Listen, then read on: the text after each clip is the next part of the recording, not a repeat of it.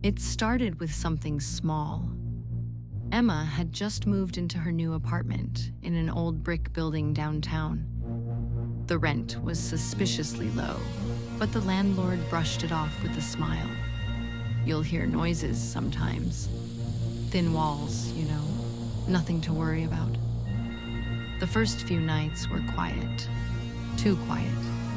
The building felt empty. No footsteps in the hallways, no televisions through the walls, no neighbors dropping trash bags in the middle of the night. Until the fourth night. That's when Emma heard it. A faint voice, muffled, desperate, coming from the air vent above her bed. At first, she thought it was just someone talking on the phone. But the words, they weren't casual. They were pleading. Don't let him in. Please. Emma froze, staring at the vent. The voice was weak, almost drowned out by static. She climbed onto her bed and pressed her ear closer. If you're hearing this, don't open the door. Her stomach turned cold. She whispered, "Hello? Who is this?" But the voice didn't answer, only a scratchy sound, like nails dragging along metal. The next morning, she went to the landlord.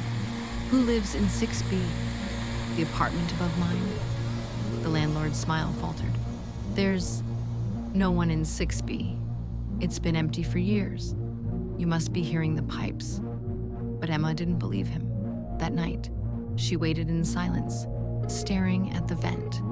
And at 2:14 a.m., right on cue, the voice returned. This time, it was different, more urgent. "He's here. He's outside my door." A heavy thud followed, then another, like someone pounding on wood. Emma's pulse quickened. She covered her mouth, listening. Bang! Bang! Bang! The voice screamed, raw, guttural, before cutting off abruptly. Then silence. Days passed. Emma tried to convince herself she was imagining it. Lack of sleep, stress from moving. Maybe she was losing her mind. But then she noticed something. Her apartment door, 3 long scratches carved into the wood. Deep, ragged marks, as though made by something with claws. Her hands trembled as she touched them. She hadn't noticed them before, and they'd always been there. That night, she pushed her dresser against the door before going to bed. She didn't sleep. She just stared at the ceiling, waiting. And at 2:14 a.m., the voice returned. This time, it wasn't clear. It was whispered. "Emma." Her entire body went numb. The voice knew her name. Terrified, she recorded the sound on her phone, determined to prove she wasn't insane. The next morning, she played the recording back, but there was nothing, only static. She went to confront the landlord, voice shaking. "There's someone in 6B. I hear them every night. I recorded it. The landlord cut her off, his face pale. 6B was sealed shut years ago. After what happened, Emma demanded answers.